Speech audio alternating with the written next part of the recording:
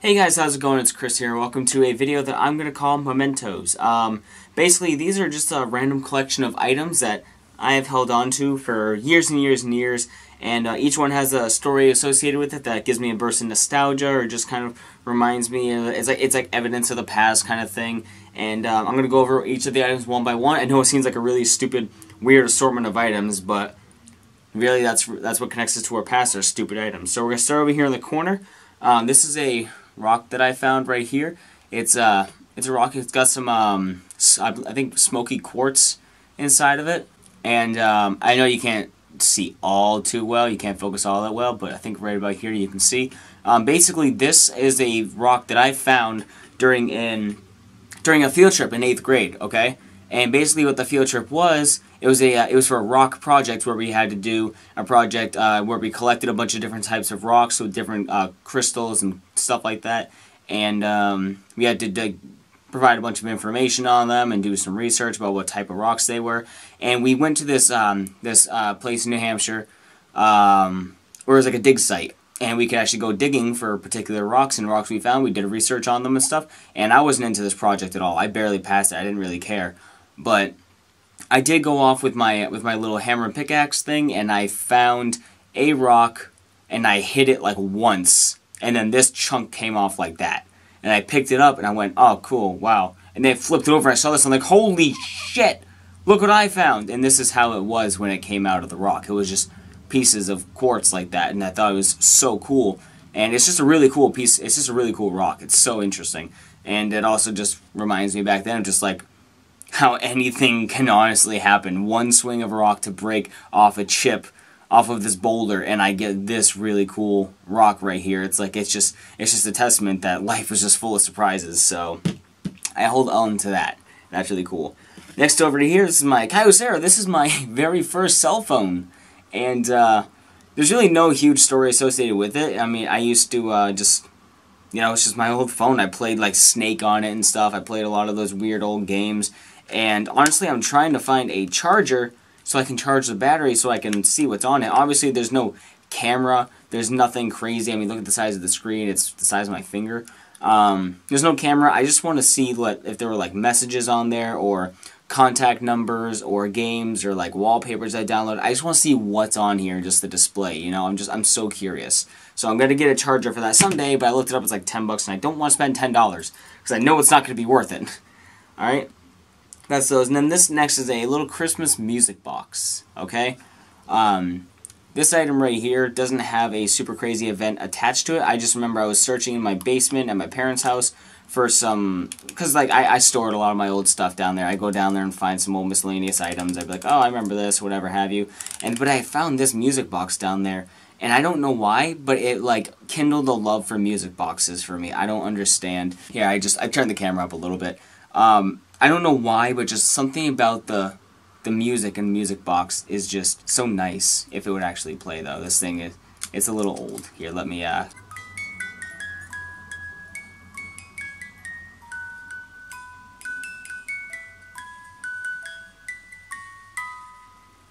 There's just something so calming about the little dinging, you know. It's just nice, and I always open it up once in a while if I'm feeling downtrodden or whatever, and it just makes me feel a little bit happy.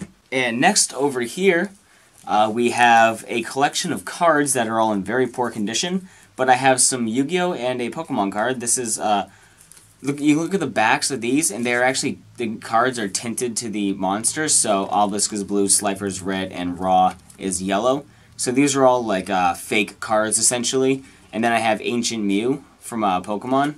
And these cards right here, I remember, of course, growing up, I loved Yu-Gi-Oh! I was a huge fan of Yu-Gi-Oh! The card game and the show and all that good stuff. And Pokemon too. I got the Pokemon card from a promotional pack back when the movie came out or whatever. So I've held on to that, kept it in very good condition, whatever have you. But the cards, I remember we were going to have a yard sale, and I've never done a yard sale. I was like 12, and I really wanted to like participate in the yard sale. So at that point, I was just like, I just wanted to have the thrill of a sale. So I wanted to sell anything. So I got some of my Yu-Gi-Oh cards. I got like my Egyptian gods. I got my like my pieces of Exodia, Dark Magician, Blue Eyes. I got like, and this is back when like Yu-Gi-Oh was more popular and the cards were much more rare because there wasn't thousands of copies. There wasn't millions of copies of each monster. You know, if you had Dark Magician or original Blue Eyes, it was something worth bragging about.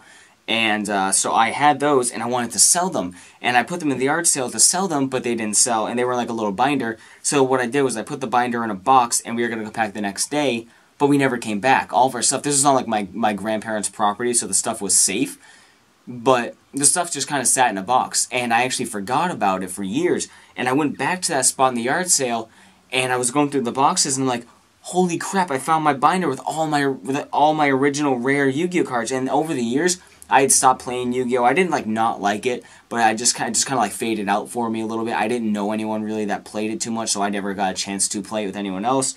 And my most rare cards were gone. I didn't know what happened to them at the time. I completely forgot about putting them there. And so I found that binder, and it rekindled my love for Yu-Gi-Oh! I was like, oh my god, I have so many good memories of Yu-Gi-Oh!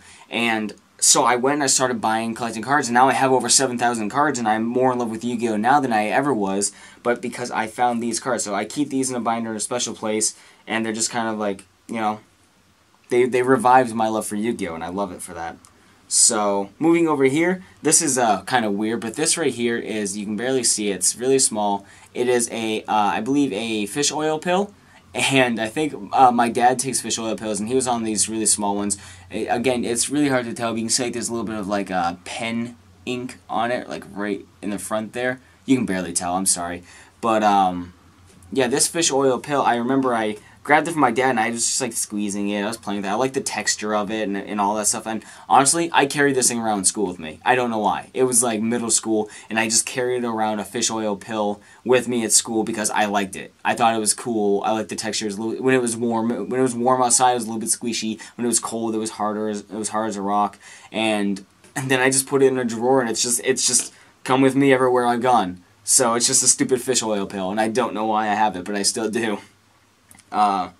Moving on, this is a pen that, no significance really to it, but I've had it since like 6th or 7th grade. I remember I got this pen in 6th grade, and the way my school works is the grade school is K through 6, and then you go to high school, which is in a different building, well, middle school and high school, which is 7 through 12. And 7 through 12 is its own building, K through 6 is its own building. So I remember in 6th grade, I got this pen, and this thing came with me throughout class in every grade. I had this from 6th to 12th grade, and I just had this pen. I remember Sam grabbed it once and went to write something. I'm like, don't touch that pen, put it back, that thing is sacred. I've had it for so long, and it still writes.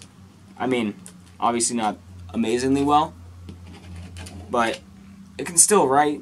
So, I don't know, I've just held on to that pen for a long time because I liked how it was a nice smooth pen, and it wrote very awesome. I loved it. Wrote very awesome. This is coming from a fucking author. It writes well, and I enjoy that pen. Next we have this little cap gun. This is actually a very, I don't know what year, I don't know this is made, I should do some research on it, but this is a very, very old cap gun that I found in my old house. And not my old house like where my parents live right now. Before that, we lived in a farmhouse that was owned by my grandmother, and it was across the field to her house, which was a daycare at the time. And but I was playing in my backyard, and I found, we have like this really big tree that I often found eggs and bird nests and stuff, like eggs that hatched, they fell on the ground from the tree, and it was always cool to see what I found. And I remember I was sitting there digging around for eggshells, and I saw a little piece of like silver sticking out of the ground. I'm like, what the hell is that? So I dug it up from this tree, and this house has been here since like the 1600s. It's an old house. Obviously this isn't that old, but and I found this cap gun just buried in the dirt somewhere, and my dad looked at it, he's like, oh my god. It's like, I remember these from when I was a kid. My dad was born in like late 50s, I think. So this is exceptionally old. And I do remember back when I first found it, we did put in a string of you know, the caps, and it did fire. This little reservoir up here slides up, and the cap comes out of the top, and it used to fire. It doesn't anymore. It's all jammed up. The mechanics don't work anymore. But it's just really cool. It was just an awesome discovery as a kid, and that again introduced me to, just like The Rock, you can find anything. You just need to explore a little bit. Next we have a Beyblade. Yeah, a lot of you are probably like, what the hell is a Beyblade? But Beyblade was a really, really cool thing that I used to do as a kid. They're just like these little tops. Obviously, it's still around, so people know what they are, but it's nowhere near as popular now as it used to be. But this is Drigger. He was one of my favorite Beyblades next to a Drig Dragoon. And I remember, I used to have so much fun taking these things apart and building them. I would do it all the time. Look at that. I still remember how to get that stuff apart. And then this thing breaks into like 3 pieces. It's just so cool to be able to customize and put these things together how you want it, giving it like a bigger rim inside to make it heavier and give it like a different type of tops that would cause more damage. And why this is such a significant memory for me is because I remember going around and we had a carpet obviously in the living room, and I would take my Beyblades and I would let them rip on the carpet, and I would basically, I would let them rip on the carpet. Obviously, a carpet's not going to spin as well as on like a hardwood floor or a tile floor. And it was like I was training my Beyblade back then. I was like, I got to make him stronger by making him spin on the carpet. And then, you know, the longer he lasts, the stronger he's getting. And it was just, you know, my naivety. It was just me being naive as a kid, but also just super innocent, and I loved it. Beyblade was awesome. So last thing on the list is a memory card from PS2. I remember this friggin' thing. This is a 2x storage memory card, and I don't even know how much memory this thing held. And I don't even know what this button, there's a button on it. I don't know what it does, but I remember this lights up, this little LED. Actually, it's not an LED, it's just a little green light. It lights up when it's in use. And this actually has a lot of my old save data on it from PlayStation 1. I have Digimon World, you know, I have Monster Rancher Battle Card, and just so many old games I used to play on PS1 that are still on this memory card. At least I think they are. If I put it into a PS2 or a PS1, it probably would say it's all corrupted or something. But this is my memory card that had 2x storage. So I went to all my friends just like, yeah, your pathetic little memory card. I have 2x storage. This thing probably has 10 megabytes, something like that. Something pathetic. Yeah, guys, that's really it for some of my mementos. If you want to see me do another video like this, I can scavenge around the house. I can find more items that I have hidden away in drawers or something like that. So if you're interested in me doing a sequel to this, let me know. And let me know what is a really cool memento from your childhood. Give me a short story. And yeah, so I will see you guys next video. Thanks for watching. Leave a like and subscribe for more. Later.